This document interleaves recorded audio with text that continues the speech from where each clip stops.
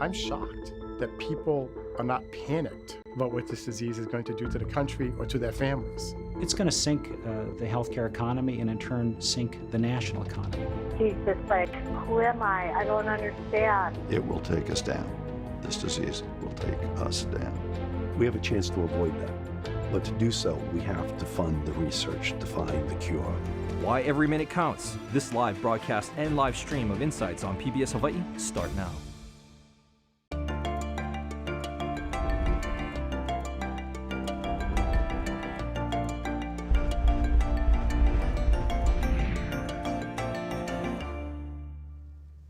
Aloha and welcome to Insights on PBS for Hawaii. I'm Daryl Huff with Hawaii News Now. Former Lady Nancy Reagan referred to the illness suffered by former President Ronald Reagan as the truly long, long goodbye. In the United States and Hawaii today, Alzheimer's is the 6th leading cause of death, more than breast cancer and prostate cancer combined. As our population ages, the cost of caring for those with Alzheimer's and other dementias is projected to reach more than $1 trillion over the next 30 years. And compared to the billions spent on research for cancer and heart disease, Alzheimer's research is significantly underfunded.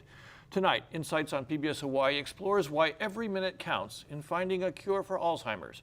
We look forward to your participation in tonight's show. You can email, call, or tweet your questions, and you'll find a live stream of this program at pbshawaii.org and on our PBS Hawaii Facebook page. Now to our guest. Christine Payne is the Executive Director for the Alzheimer's Association Aloha Chapter. She manages all of the chapter's activities within the state of Hawaii. Dr. Corey Liao is the Director of Hawaii Pacific Neuroscience, Hawaii's leading and first multidisciplinary neuroscience center. The center has taken the lead in a global effort to find a disease-modifying drug for Alzheimer's dementia. Dr. Kamal Masaki is a professor and chair of the Department of Geriatric Medicine at the John A. Burns School of Medicine. She's worked with aging research for the past 22 years and is board certified in internal medicine and geriatric medicine. And Jennifer Jungle unexpectedly became a full-time caregiver when her mother was diagnosed with mid-stage dementia last August. She raised 2 kids and had a successful career in the mainland before taking an early retirement to return to Hawaii to care for her mother. And Jennifer Jungle, let me start with you. Just what stage are you at in terms of dealing with your mom's illness, and just give me a real quick look at what it's like for you every day. Well, it's a 24-hour job. In fact, at night now she's been waking up the last couple of weeks. I have a bed alarm, so it's kind of like having a kid. I get up a couple of times every night. I'm blessed now to have a caregiver that comes over 4 hours every morning to relieve my husband and I. But it's 24 hours for both of us to take care of one of her. Okay, Dr. Masaki, could you give me a sense of what is Alzheimer's versus other dementias? When we talk about Alzheimer's, it's a very scary word. What is it? What does it do to the brain? So let me start out with what's dementia. Dementia is basically a problem with memory or thinking that's bad enough that it affects your functioning. So it's basically people who have memory problems or other thinking problems, and it's actually affecting their lives, the interaction with their family and friends, or if they're still working, it affects their functioning on their job. There are many types of dementia, and Alzheimer's disease is the most common type of dementia. There are other types as well, things like vascular dementia, which is related to strokes, or Parkinson's disease, or other diseases of the brain can also cause a dementia syndrome. So I guess what you're saying is dementia is not always Alzheimer's, but does Alzheimer's always lead to dementia, Dr. Liao? I mean, is that sort of an automatic thing that happens with Alzheimer's, and what's going on there? Well, what we understand about Alzheimer's, when we look at the brain of a patient with Alzheimer's, we see several things. First thing is we see shrinkage of the brain. The brain cells tend to die, and the volume loss. Another thing that we look at the brain is we see hallmarks of Alzheimer's. We see plaques, the amyloid plaques, as well as we see tau tangles on the brain.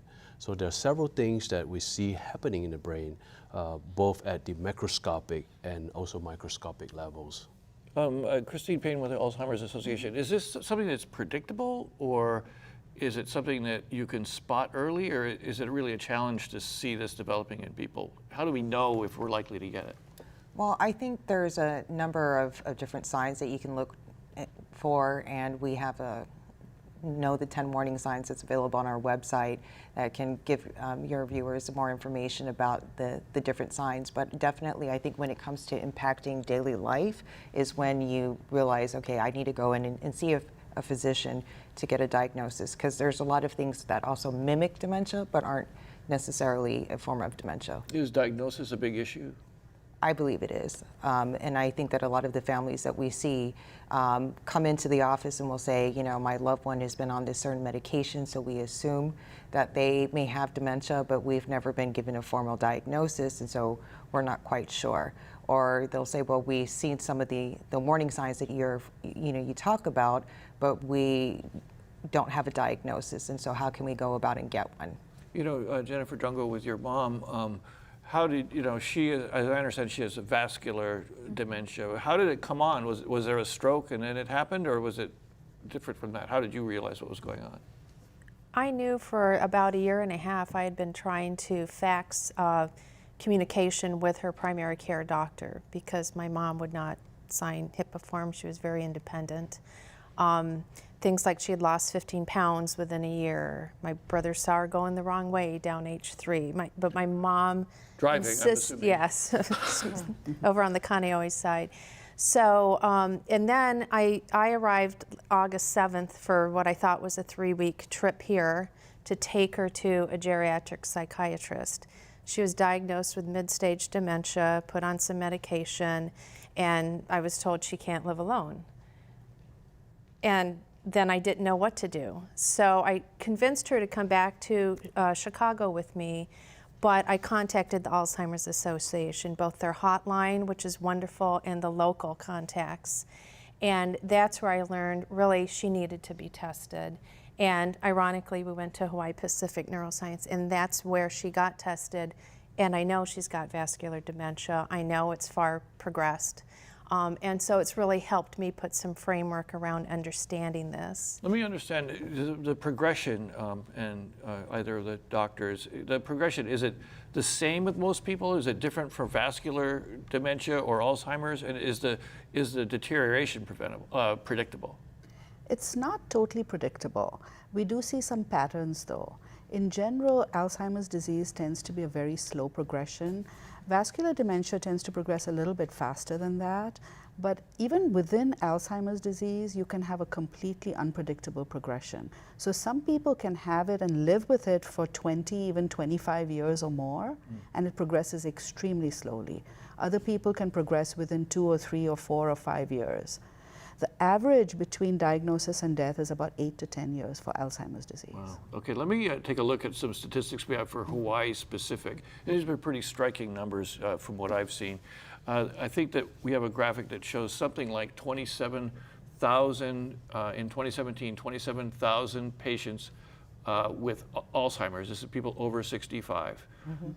That's projected to get to 29,000 by 2020, and 2025, 35,000.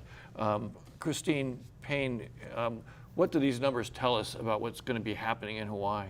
So I think what the numbers illustrate is that the number of people affected by the disease is going to greatly increase between now and 2025, and that's just 8 years away. So it's about almost a 30% increase in the number of individuals with the disease.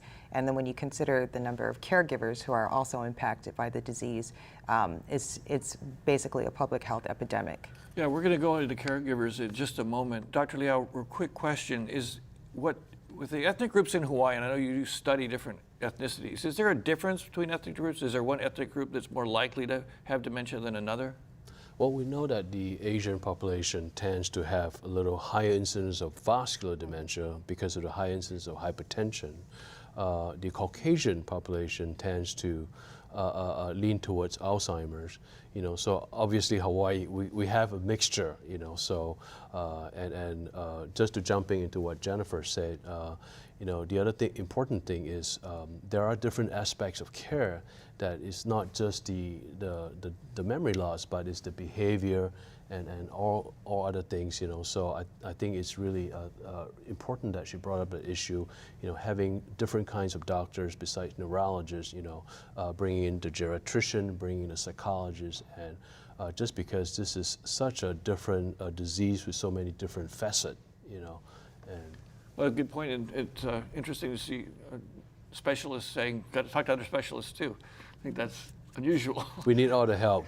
Sure. Now, we're going to talk a little bit more about this documentary. PBS will post this documentary, the national documentary, Every Minute Counts, with tonight's edition of Insights. You'll find both programs at pbshawaii.org by tomorrow morning. We have a clip now from the national program that clearly spells out the human toll this disease is taking on our country and the world. This morning, it took the first 3 hours being up before she started to recognize me. And I don't know what to do. I do lose my patience. We're trying, but it's it's all a little overwhelming. Alzheimer's is the most common form of dementia and the 6th leading cause of death in the U.S. She went to work one time with her clothing totally inside out. There are no effective treatments and no known way to prevent it. And the epidemic is projected to grow with stunning speed. Alzheimer's is the biggest epidemic we have in this country because our lifespan has far outpaced our health span. As we're living much longer than our health can keep up with. Already, we see over 5 million Americans living with this disease, and those numbers are projected to just skyrocket as the baby boomers age and enter the age at higher risk.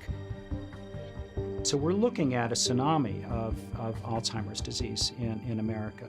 And somebody else in the family, in most instances, has the disease as well because they have to take care of the person. So that could be upwards of 25 or 30 million people whose principal life's mission is just dealing with Alzheimer's. Some of the questions, a couple of quick questions from viewers have come in already, and one goes to the ethnic issue. Why do residents of Okinawa have a lower rate of Alzheimer's? I don't know if that's necessarily true. Is there any research tying MSG or other additives to our food to Alzheimer's traits or systems? Dr. Liao, I'll let you bite on those. I think, as you know, Okinawa is one of the blue zone. It has. We also know that Alzheimer's has a lot to do with lifestyle. Besides strong genetic factors, we also understand that, for example, you can change your gene. I always tell my patient, I can make you younger. I can change your gene, but you can make some lifestyle modification. There is a strong head to heart connection. Right now, we know that whatever is good for the heart will be good for the head too. So lowering your cardiovascular risk factors, lowering the high blood pressure, all those are good. Regular exercise, those are good, especially aerobic exercise. And certain diet would also benefit, also has been proven to lower the risk of Alzheimer's. The two particular are Mediterranean diet, with very little red meat. Those are very good for our patients. Olive oil and garlic is what I remember. Absolutely. Just to be more specific, though, and maybe Dr. Basaki, is there any research tying MSG? Is there anything that could trigger or make it worse other than the general dietary factors he was talking about? I haven't heard anything about MSG, and I don't know if anybody's studied it. I do know that certain healthy diets are also good for the brain, just as they're good for the heart. I think most of the research right now is going on with the Mediterranean diet and showing that having a good diet through your life, not just in old age, but all through your life, could be protective for the brain as well as for the heart. Jennifer, in terms of your own family, when this hit your family, did you first ask, well, what did I do wrong? Or what did she do wrong? I mean, did you look for why you were at fault, and have you had to deal with that issue? Well, and that's where it was helpful to have the MRI done, because Dr. Kaminskis explained to us that it was things that my mom maybe could have done when she was my age. She smoked for many years. In fact, she does not realize it, but I weaned her off of smoking about 3 months ago because it was getting kind of dangerous with her smoking in the house. She had high blood pressure and she had high cholesterol. So now, knowing what we know, I think there are things that could have been done differently, but it's also up to the individual. For me, it's kind of a relief because I don't smoke, I don't have high blood pressure, and I don't have high cholesterol. So I'm hoping I don't inherit that. On that point, very interesting, and we have some slides to go with this. Actually, what they say is that having to care for someone with dementia makes a lot of people sick. Yeah. So you got to be strong, right? Interesting that you say that, because I've been trying to find a primary care doctor in Hawaii since I'm For here, yourself. and I'm overdue. And I finally this morning was able to find one that is accepting new patients, because with everything I've read, I want to make sure that my husband and I stay healthy while taking care of Mom. So let me have Christine Payne take us through some of these statistics that I think were provided by the Alzheimer's Association. Sure. About caregivers. So if we could bring up the first slide, it's about how many people are involved with caregiving. And I think she's starting off with the slide with the how long people have been going and how much else they're doing. So this data was actually captured through the Behavioral Risk Factor Surveillance Survey that was done here in Hawaii. So this is local data. And what we found was that of the individuals who identified themselves as a family caregiver of somebody with Alzheimer's or related dementia, 45.6% of them had been caregiving for at least 2 years. We also found that those caregivers also managed household care, so things like cleaning, cooking, and miscellaneous chores like that. For the patient? For the patient, yes. 74.5% of them were doing that for their loved one who has dementia. And then 72% of them said they also managed personal care. And so personal care was identified as bathing, toileting, and so forth. So, you know, the duties that they encumber as a family caregiver was across the board. And then what about the numbers of people who are involved in caring? I think that we might have to pull that slide up. I'm curious as to how many people are touched by this. So the number of unpaid family caregivers within the state of Hawaii is 66,000. It's a lot of people. And it's estimated that the total hours of unpaid care provided by those 66,000 individuals is 75 million. And the value of that unpaid care is estimated to be at $944 million. That's $1 billion. Right. And this last one is very interesting. And so we also identified that $45 million is the higher health cost of caregivers. You know, caregivers, we talked a little bit about physical health, but there's also emotional and mental health that has to be factored in, and I think all of those come into play, and the cost of caregiving, you know, for one's own health is also sometimes sacrificed when you're caregiving for a loved one with the disease. In the last slide here, and I'll talk about this one very quickly, basically, of these caregivers, 8.5 report frequent poor physical health, and over 12%, nearly 13%, end up depressed. And on that point, let's move on to another clip. Many of the 66,000 caregivers we're talking about have left their jobs to take care of a parent with Alzheimer's. It's a familiar backdrop when taking into account the impact of this disease on families. Here's another clip from the PBS documentary about caregivers. In this quiet neighborhood in Springfield, Missouri, the Alzheimer's epidemic is a very personal reality. Daisy Duarte spends almost every moment of every day taking care of her mother, Sonia. Okay. Entonces vamos para el baño. I wake her up, I take her to the bathroom, I sit her down, I strip the bed, I strip all her clothes off, I put her in the shower, I shower her. Abre la boca, dame la lengua, saca la lengua, así, okay? Then I brush her teeth and dress her up, put her on a chair, do her hair and her makeup.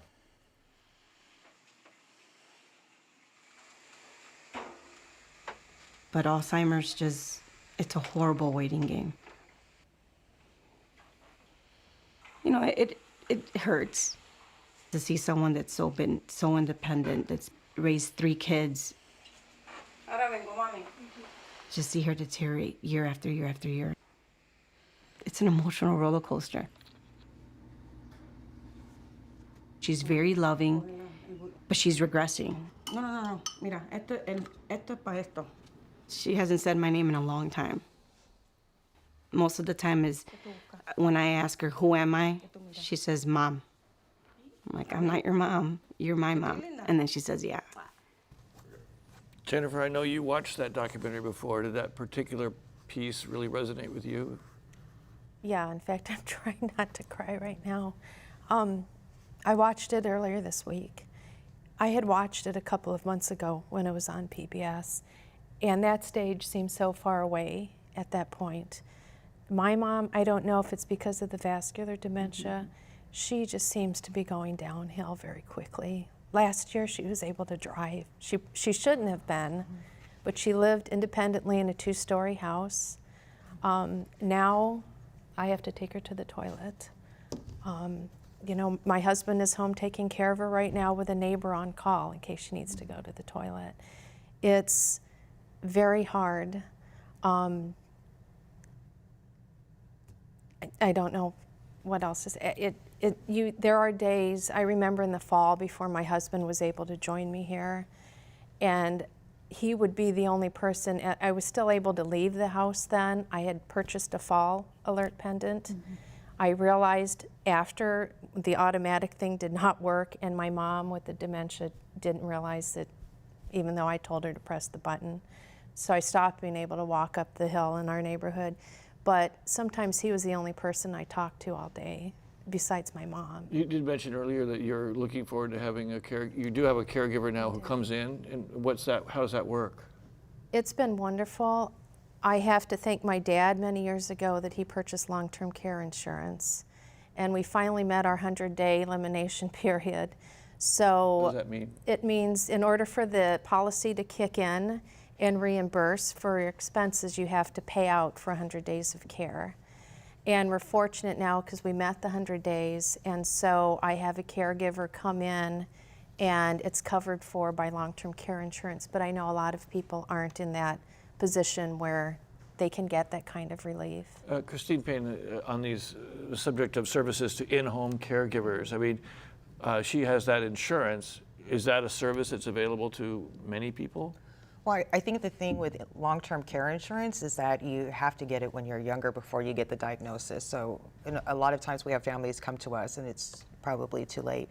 But there are in-home care services that are available. Some of them have specials where if your loved one has a form of dementia, they will provide some services for free because there are some grants out there that provide for that. So we have a number of different companies that provide that service, and we give the referrals out anytime anybody calls. How much does it cost? Oh, the costs vary, and but it is expensive. Can you give me a general idea? It depends on the level of care that's needed, and so, I mean, the further along in the disease, the more it's going to cost because there's things like toileting and bathing that may be, medication may be required of the physician. Even even for a home health aide, if you go through a licensed agency, it's an hourly cost of at least $30 to $35 usually. So a lot of people cannot afford 4 or 5 hours is $100-something a day. It could easily be that or more. Dr. Liao, what are the things that you see that caregivers, potential caregivers and current caregivers should know and should be thinking about when they make these decisions about what to do about their family members? What I usually tell my patients, caregiver is, Alzheimer's doesn't just affect the patient, it affects the whole family. It really, it's a disease. It really takes a toll, especially with Jennifer's story. So the best, I usually tell them, don't forget to take care of yourself, because they often just drop everything. They stop their life and just devote themselves to caring for their mom, their dad, their brother, and they often forget that. So, and they feel guilty if they don't. So sometimes it takes somebody else to tell them, hey, it's okay. You need to take a break. You need to take care of yourself. I think that sometimes you'll end up in a place with a family where one person is, of the multiple siblings or whatever, one person, and there's family problems about who's taking care and why and so on. Christine, is that something you end up counseling people on? Do they come to you and they say, I can't get everybody's too busy? Definitely. I think if, the family dysfunction is even more magnified when you're dealing with a caregiving situation. And we do have a lot of families that come in where they're, one sibling will say, oh, I think my brother's living at mom's house and he's just taking advantage of her, but then the brother who's living there is like, hey, I'm caregiving for her while I'm staying here and I can't work because I'm caregiving. And so there's a lot of those different dynamics that come into play that makes the situation even harder, because you're dealing with not only how to care for your loved one with the disease, but you're also fighting other loved ones in regards to what's the best type of care to provide. You know, Jennifer, when you started going through this process, I know Dr. Liao was helpful, but what kind of resources were there to help you prepare for what was ahead? I think the best thing that I would recommend for anyone going through this is to learn as much as you can. So I contacted the Alzheimer's Association. They have great classes. There's also, with the recognition that people cannot get out to classes, online classes to take. There's the hotline, there's support groups. But also my husband and I were fortunate enough to happen upon a class called the Savvy Caregiver. It was a 6-week, 2-hour-a-week class. My sister-in-law would come over and watch my mom, and it gave my husband and I a really good foundation. And we learned more, just meet mom where she's at. Don't have preconceived notions of how the day's gonna go. I think the more people can learn, you know, it's counterintuitive on how you deal with someone with Alzheimer's. You don't try to rationalize or reason with them or tell them something's wrong. You just go along with whatever it is they're thinking. The other night, my mom woke up in the middle of the night and swore someone was ringing the doorbell. And So at you 4 went in the and answered the morning, door? I answered the doorbell. We call them therapeutic fibs. Yeah. Oh, therapeutic fix. I got to remember that line. A number of questions have come in from the viewers, and some of them are kind of random, but let's give it a shot. I know that Dr. Masaki, you and I were talking about this earlier, a little bit about when did we start learning about Alzheimer's, and it says, when was the earliest case of Alzheimer's detected? How does it differ from dementia? If you wouldn't mind, let's start with the first question first. Sure. So Alzheimer's disease was actually discovered in 1906 by Dr. Alzheimer. It was named after him. How nice for him. Yes. And actually, the original case was a relatively young woman. She was in her early 50s. She developed this very devastating dementia syndrome. He followed her all the way to her death and actually did a brain autopsy on her and found the abnormal proteins in the brain that Dr. Liao mentioned, the plaques and the tangles. So over 100 years ago, we knew what causes Alzheimer's disease. There was very little research done, though, until about the 1980s. It was thought that it was a rare disease because most people died in their middle age. You know, I think life expectancy in 1900 was about 45 to 50 years. So most people didn't live long enough to be at risk of developing Alzheimer's disease. You know, Dr. Liao, this is another question along those lines. What is the average age at the onset of Alzheimer's? Is the age coming down, or are we just living longer? I think that pretty much it's clear the older we get, the more likely we are going to end up with this disease. But the average age, and maybe we should talk a little bit about the differences between early onset Alzheimer's versus later onset. We haven't really talked about hereditary factors. Sure. How big is heredity, and what kind of different things does a heredity produce? Sure, absolutely. Well, we know that genetics play a big role in Alzheimer's disease. There are two types of genetic pathway to Alzheimer's. One, the first one is deterministic genes, which means that if you have the gene, you know, it's almost certain that you're going to get it. These patients usually have Alzheimer's very early on, you know, in their 40s and 50s, but these are by far the minority, only less than 5%. The majority of the patients are actually, the 95% are late onset Alzheimer's. They have them after 65 years old. These are determined by what we call risk genes. You know, you have the gene, your risks are increased, but there are some other environmental factors that play into it. So it's important, you know, to explain that to our patients, because I constantly have patients in their 40s and 50s that come in and say, do I have it? Well, let's run the genetic test. You don't have it, you know, so there you have it.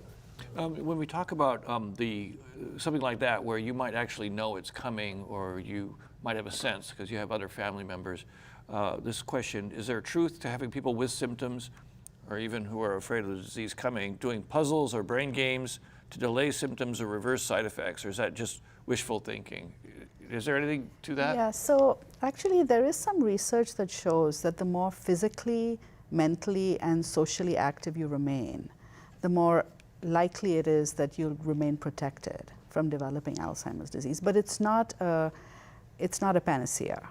It doesn't mean because you do any of these things that it guarantees you will not get the disease. We do tell people after retirement, stay as mentally active as possible.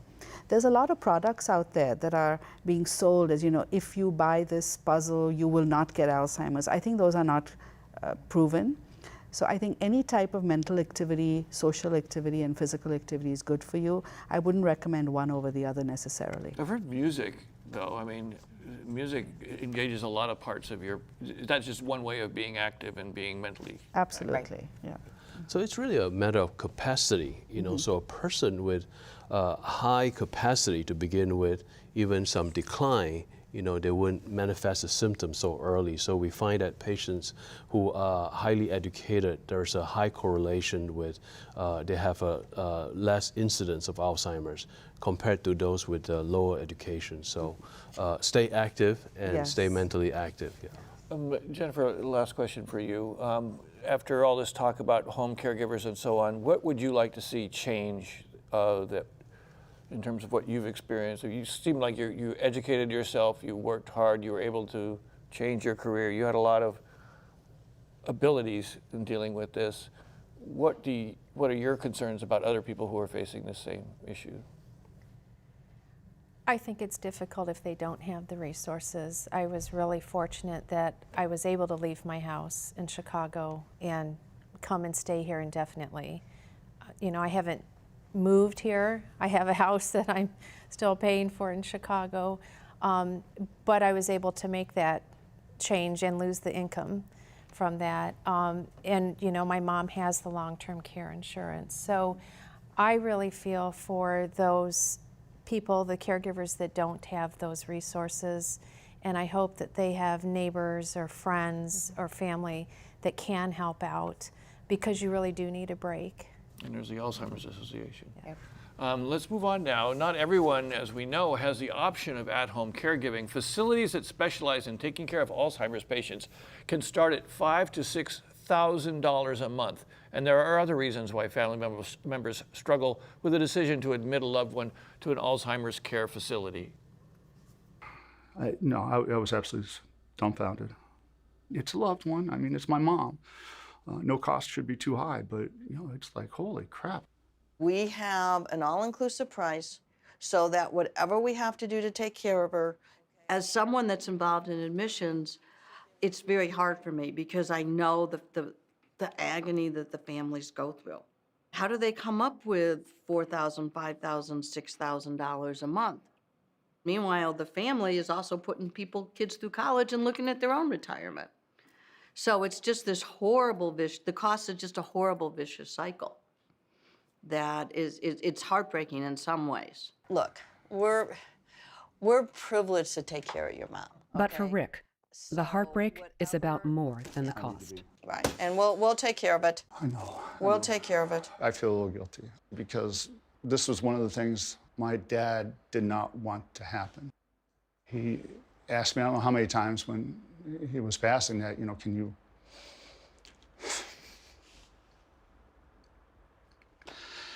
you please make sure that your mom stays in the house as long as we can? We're here for you. Thank you. I just got to get through my thick head that this is the right thing to do. Christine Payne with the Alzheimer's Association. How is Hawaii equipped? In that documentary, there's this beautiful state-of-the-art facility, cost a mint, but it was just really like a Disneyland, lovely thing with lots of nice nooks and places and food, expensive. Mm-hmm. Do we have significant enough facilities for the population we're looking at if we needed to, put in nursing homes or these homes? Well, I think we do have a substantial number of facilities here in the state, and I know that there's many more that are being developed as we speak. So I think the issue more, though, is about cost. Can families afford the care of putting, their loved one in a facility? Because the cost can range, from $5,000 to $10,000 a month, and if you don't have long-term care insurance or other, resources, it can be difficult for a family to figure out how they're going to afford it. Dr. Liao, among your patients, what kind of process do they go through when they face this question about whether to put the loved one in a facility? It's obviously a very difficult question, and they always struggle with, a lot of guilt. First of all, I don't want to put mom in there. That's not what she wants. But I always encourage them that you got to take care of yourself, and we have wonderful resources in the community like the Alzheimer's Association. Try to work with the primary care physicians. They really know the patient's family well. We try to pull them into the player, and just being there for them during this really challenging times. I think sometimes it really takes a team of caregivers to really surround themselves with the patient because they really need the care that they need at that time. What does I'm getting some very specific questions here about this exact area, about the resources that are available. I think financial resources. One question, what does Medicare cover offer? Actually, Jennifer, I imagine you've had to go through the financial situation. I mean, I know you had long-term care insurance, which is basically providing the caregiver, but what about Medicare, Medicaid, those sorts of things? Well, they're more the experts. From what I learned when my mom was hospitalized a couple of months ago, they have to be hospitalized for 3 nights, and then Medicare will pay for short-term rehab. So she did go to a facility for 6 or 7 weeks after she had fallen. But fortunately, they found something that could admit her, because at first when we took her to the ER, they didn't find anything, and she would be in a facility now because she was not able to walk. Now she can walk with some assistance. And this is something that I'm struggling with and will continue to struggle with. I've thought about, should I take her back to the mainland where it's cheaper? However, her short-term memory's shot, and she still has some long-term memory. And I think if we can keep her in her house as long as possible, she will be as happy and have as good a quality of life as possible. However, if we weren't there, she would be falling every day. Christina, let me come back to this. We see the seminars for how to get yourself covered by Medicaid, get rid of your assets, form trusts and all that sort of thing. Is that something that's worthwhile to look into, or is it by the time someone actually has the disease, it's kind of too late to pursue that? I think while it's late, there's still some options available to do it after somebody has been diagnosed. But I think that the earlier you can plan, the better. And we do try to encourage that families do the financial planning as soon, if they haven't done it already, they do it as soon as the diagnosis is given, because there's a lot of decisions that have to be made, and the cost of care is expensive, whether you keep them in the home or whether you put them in a facility. We often see that it bankrupts families. So I imagine people sell their homes quite routinely to go to an institution. I just wanted to point out one thing. Most of dementia care is not covered, especially for long-term care. Most of it is not covered. Medicare only covers skilled facilities, which means you need to either have some skilled need or need rehab, and it's a limited amount anyway. Once you pass the 100 days that Medicare covers, you're on your own. Most dementia patients need long-term care, not skilled care. And the long-term care is not covered unless you qualify for Medicaid, which means you have to spend down most of your assets. I'm feeling like this is really getting kind of depressing, I guess. You know, here's another question. Does the state or DOH have resources, grants to help support families when a family member needs to give up full-time work to become a caregiver? I know we had Kapuna Care we talked about, but Right. that was very limited, even at its most generous, as I recall.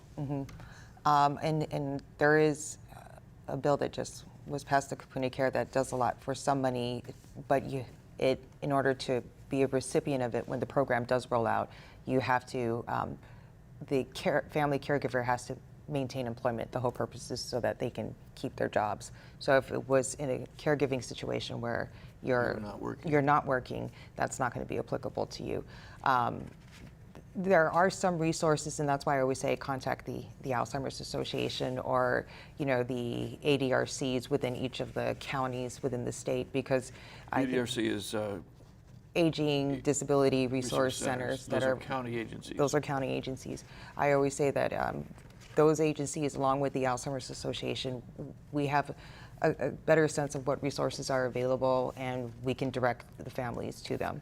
I want to do again, some of these questions aren't exactly on the theme that we're on at the moment, but they're important questions. One question we got quite early in the program, and I'm not sure how this fits in. What is Asperger's syndrome? Is that at all related to dementia? Asperger's is a form of autism. Asperger's is more of a autistic spectrum disorder. You know, it is a sort of neurologic disorder where the patient will have you know, behavioral issues. You know.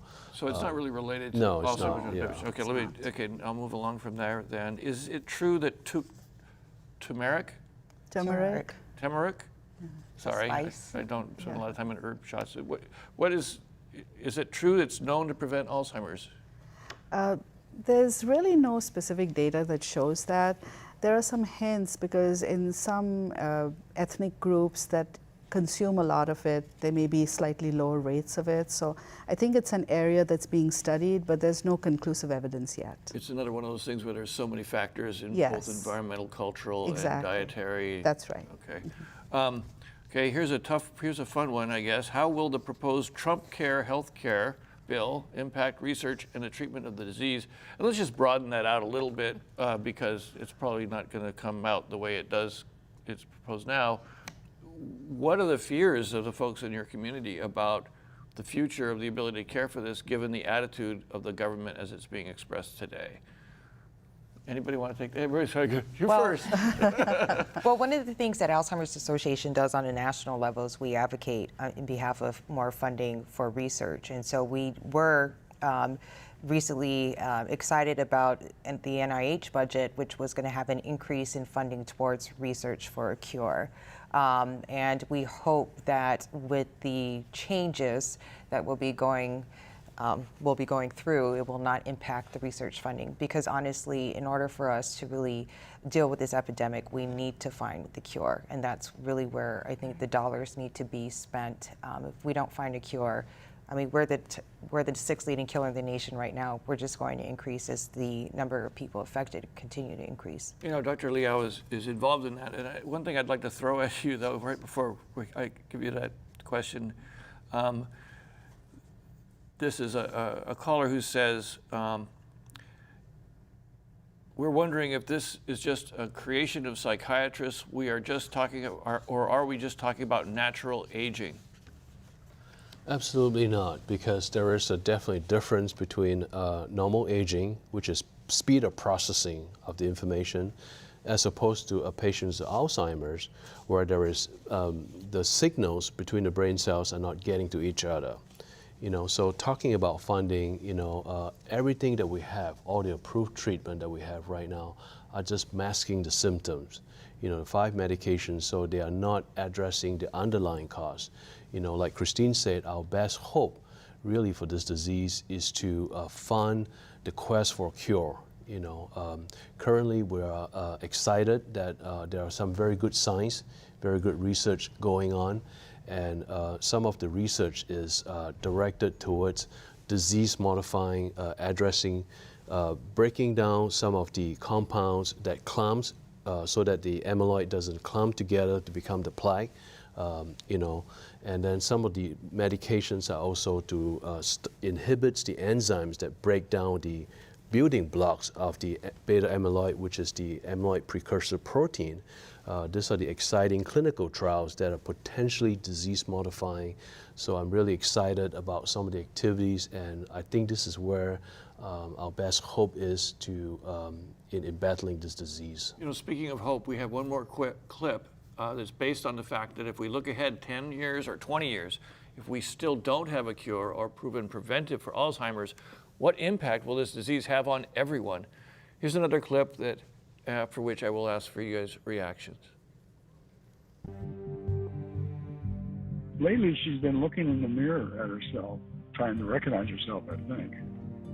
So many people have said, put her in a daycare, Alzheimer daycare. I said, that would kill her. Now we're considering doing home care, but I don't know how to go about that. We're trying to get financial things in order and understand what we're playing with. Alzheimer's is the most expensive disease in America. It exceeds the cost of cancer, it exceeds the cost of heart disease, and it's skyrocketing at a rate that you rarely see with a chronic disease. Now, when the number of patients triples in the years ahead, that means that the number of dollars is going to explode as well. And the budget to just take care of Alzheimer's in America will be equal to the defense budget of our country. And most of those costs are going to be borne by the taxpayer, by Medicare and Medicaid, about 2/3 of the costs. And that's going to bankrupt the system. I think there's no question that, in fact, Alzheimer's will be the financial sinkhole of the 21st century. So it's a huge problem. It's only going to get worse because right now we have no drugs that can stop the progress of this disease. You know, let me ask Dr. Komomasaki from UH Medical School, what is the cost factors of this disease? It's very scary what they were saying. When they start talking about that, it's not just what it costs for this disease or for people who are trying to care for them. It's rippling out effects, right? Exactly. So somebody who has any form of dementia, it affects every aspect of their care, especially if it's not recognized early. So let's say we have somebody who has a serious memory problem, their family and friends and even their doctors don't recognize it. It affects every other disease that they have. So if they have high blood pressure, diabetes, heart failure, whatever, they're not able to take their medications correctly, they actually end up with a lot of crisis care. They end up in the ER many times, or they've fallen, or they've overdosed on their medications accidentally because they forgot they took it and they take it over and over again. So it affects every other disease as well, not just the memory problems. Dr. Liao, is there hope? I mean, you talked a little bit about, like today, if someone came to you and said, you know, my mother died of Alzheimer's early, you know, and I have the gene, what can you do for that person? Well, I think we're in a very exciting era of research where we are beginning to understand that the process of Alzheimer's happens years before they actually lose the memory. You know, so our two challenges, biggest challenges to find a cure is, number one is to look for a better biomarker. For example, diabetes, you can measure the blood sugar, you know. We don't have an accurate way to measure Alzheimer's. The best method that we have right now is taking spinal fluid from patients to look for CSF amyloid proteins level and tau levels. The second challenge that we have... Before you go on, let me ask this question, though. How would somebody know that they should go and ask for that kind of a test or that kind of a screening? Absolutely. For example, one of the clinical trials that we're conducting is specifically looking for patients who doesn't have memory loss, but they have family members with Alzheimer's and they test positive in the genes. They have to have double set of APOE, what we call APOE4 allele. They have to have strong genetic risk factors, and they have to, in their spinal fluid, they have to have showing that they are definitely on track to develop Alzheimer's, even though they are what we call preclinical, before they become symptomatic. These are the patients we are very interested in studying because these are the patients that we can really make a difference, you know, in address some of the underlying cause. and obviously this is still on a research basis. The challenge is obviously in recruiting patients, so we work with Trial Match at Alzheimer's Association website, and our clinical research center recruiting patients for such trials. Dr. Masaki, just so that I understand, again, talking about someone who might be getting it. Yes. Can we do something about it? Really? Once you have the diagnosis of dementia, we really don't have very effective treatments, as the documentary showed. So there are some treatments that are available, but all they really do is try and replace some of the chemicals that are missing in Alzheimer's disease. They don't do anything for the underlying pathology, those abnormal proteins and the cell loss, the neurons, the brain cells are dying. They don't do anything for that. We still try those medications though, but we're hoping to get better medications and eventually a cure.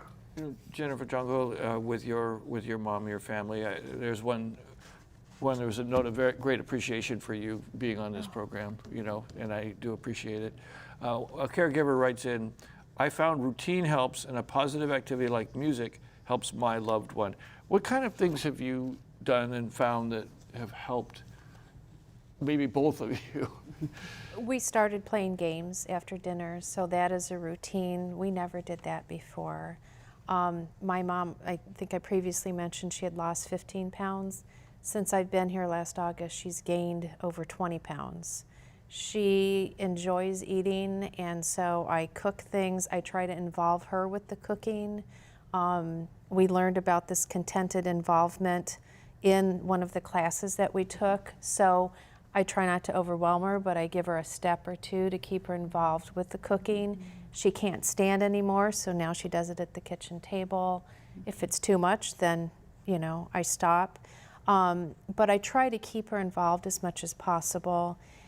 We've tried the music some. I also, for Mother's Day, got her, it's a fake cat that's battery operated. Oh, yeah. And I thought it'd be too juvenile. She sleeps with it. She thinks it's real about 90% of the time. Christine Payne with the Alzheimer's Association, what gives you hope about this disease? I think what gives us hope is the fact that we have been able to advocate for funding, and Alzheimer's Association actually is the largest nonprofit funder of research on Alzheimer's disease. So I take great pride in that. And I think that truly is, as Dr. Liao mentioned, the hope that one day we'll have what we call our first survivor of Alzheimer's disease. And I think every failed trial is still a step closer, because then we know we're looking in the wrong direction and let's change course. So we are hopeful that we will find a cure. Dr. Liao, in just a couple sentences, could you tell me what your hope is? What's your timeline? Do you think that while we're around this, there'll be something found, or do you think it's quite a few years out?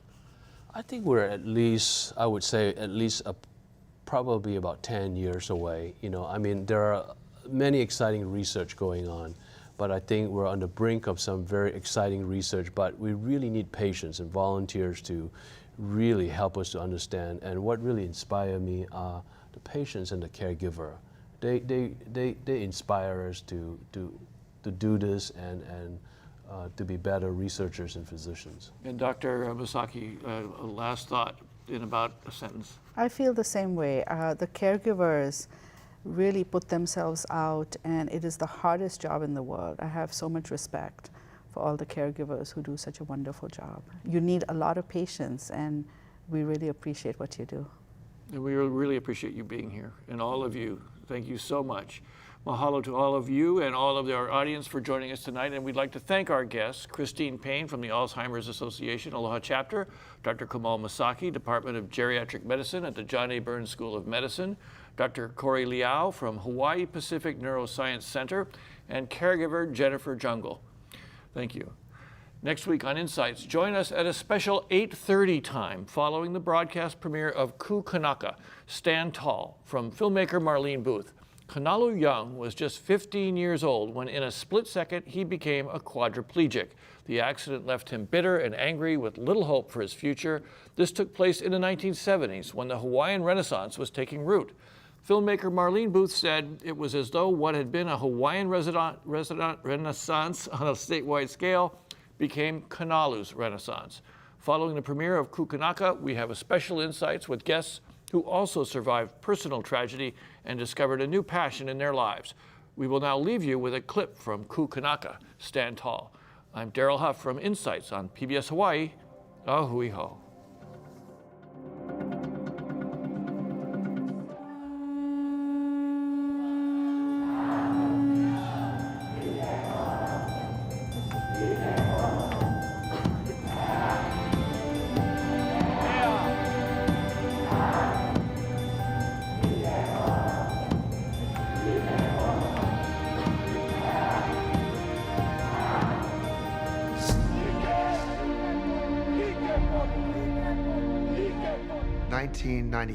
The anniversary of the insurgency against our queen and the participation by the United States in the loss of our direct government over ourselves.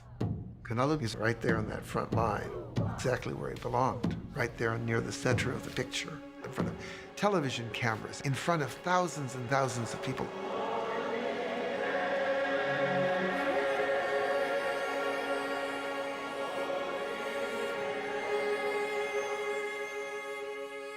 He was in that front line because he belonged there, and everybody knew that the future of the Hawaiian community, the caring for that historical memory, it was in that frail body and very, very powerful mind.